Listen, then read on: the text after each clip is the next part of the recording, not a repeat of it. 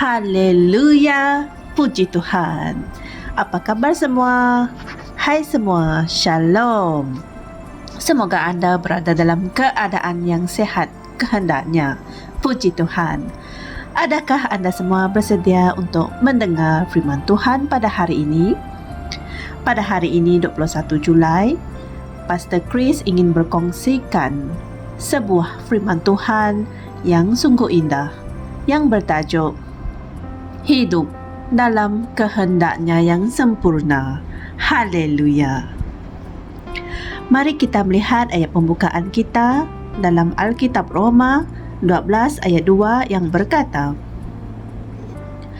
"Dan janganlah kamu menjadi serupa dengan dunia ini, tetapi biarlah kamu diubah oleh pembaharuan fikiranmu, agar kamu dapat membuktikan apa kehendak Allah yang baik, yang berkenan dan yang sempurna." Puji Tuhan. Saudara-saudari semua, Alkitab memberitahu kita tentang kehendak yang baik, kehendak yang berkenan atau dibenarkannya, dan kehendak Alkitab yang sempurna. Anda boleh baca dalam Alkitab Roma 12 ayat 2. Amen. Kehendak Allah yang baik adalah kehendak umumnya.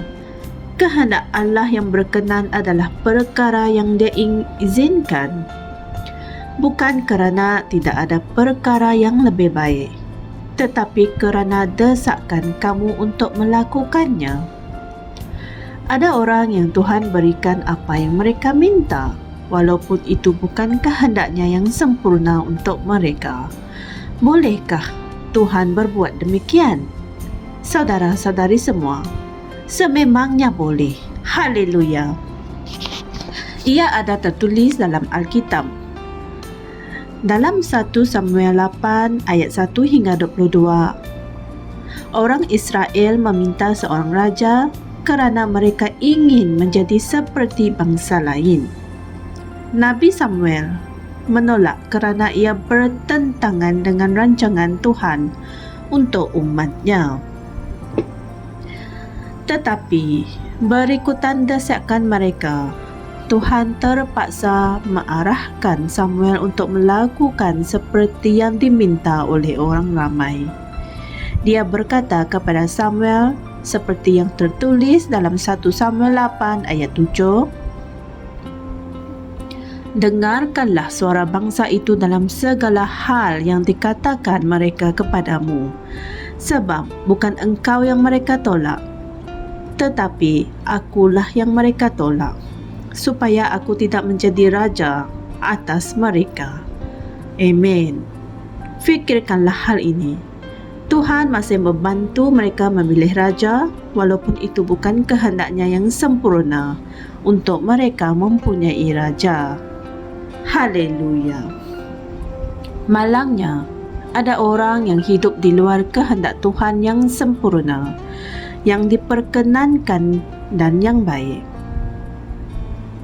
Sekolah yang mereka hadiri, kursus yang mereka pelajari, kerjaya atau perniagaan mereka, bandar tempat yang mereka tinggal, dan sebagainya.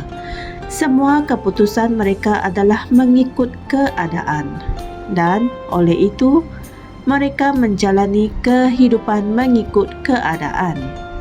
Ini bukan kehendak Tuhan untuk anak-anaknya. Saudara-saudari semua, bagaimanakah kamu mengetahui dan berjalan dalam kehendak Allah yang sempurna untuk hidupmu? Ianya adalah melalui pengetahuan akan firman-Nya dan persekutuan dengan Roh Kudus. Haleluya. Firman Tuhan adalah kehendak Tuhan yang dinyatakan melalui pembelajaran firman dan meluangkan masa dalam persekutuan dengan Roh Kudus.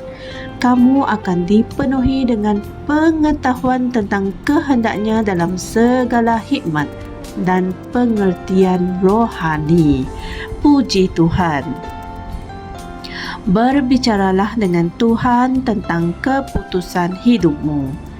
Dia berminat dengan segala sesuatu mengenai hidupmu. Kemungkinan kamu baru saja mengetahui kebenaran ini buat kali pertamanya dan kamu tidak pasti hala tujumu. Maka ianya penting untuk kamu tahu bahawa Tuhan mempunyai kehendak yang sempurna untuk kamu. Kehendaknya untuk kamu adalah sebuah kehidupan yang sangat baik. Puji Tuhan. Masih belum terlambat lagi untuk berpaling kepada Dia yang mempunyai segala jawapan.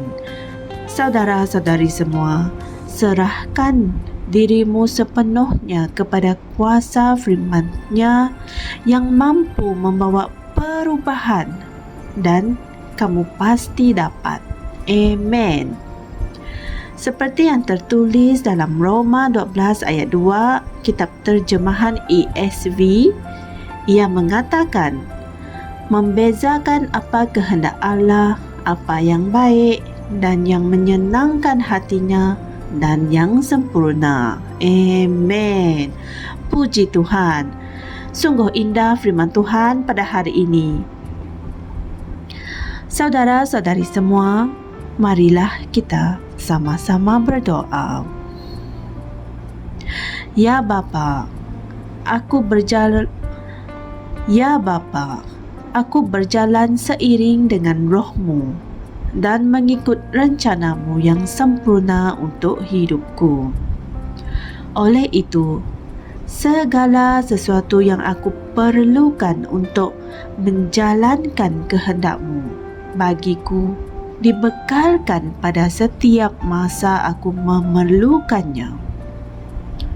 Aku dibimbing oleh Roh Tuhan. Aku dibimbing oleh Roh untuk membuat keputusan yang cemerlang dan mengambil tindakan yang berinspirasi yang selaras dengan kehendak-Mu yang sempurna dan tujuan ilahi-Mu dalam nama Yesus. Amen. Saudara-saudari semua, sebagai renungan tambahan, anda boleh merujuk dalam Alkitab Efesus 1 ayat 11 hingga 12, Mazmur 119 ayat 105, kitab terjemahan MSG, dan Kolose 1 ayat 9. Puji Tuhan. Jangan lupa beritakan firman Tuhan ini kepada semua dengan menekan butang like, share dan subscribe di YouTube channel kami, iaitu TNI Asia 4 Rhapsody Reality bersama Pastor Chris Oyakilome. Jumpa lagi esok. Tuhan memberkati. Shalom. Kami percaya saudara-saudari semua telah diberkati dengan perkongsian firman dari Rhapsody Reality.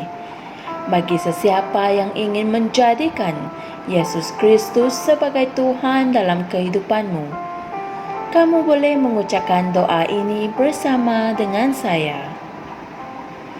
Ya Tuhan Allah, aku mempercayai Yesus Kristus, Anak Allah yang hidup dengan sepenuh hatiku.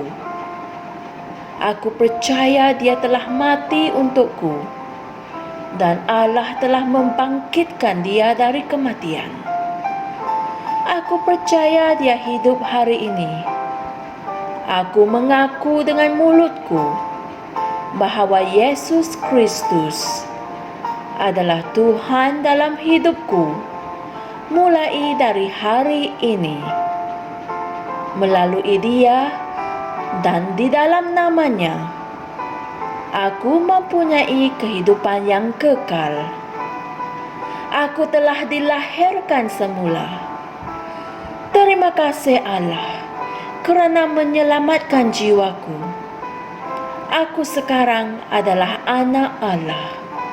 Haleluya. Tahniah, sekarang kamu telah menjadi anak Allah. Untuk apa-apa sebarang pertanyaan atau untuk mendapatkan lebih banyak maklumat, mengenai bagaimana untuk bertumbuh sebagai seorang Kristian, Anda semua boleh hantar message di akaun Facebook kami atau email kami di tnimsia@gmail.com. Sekali lagi, tnimsia@gmail.com. Tuhan berkati Anda semua.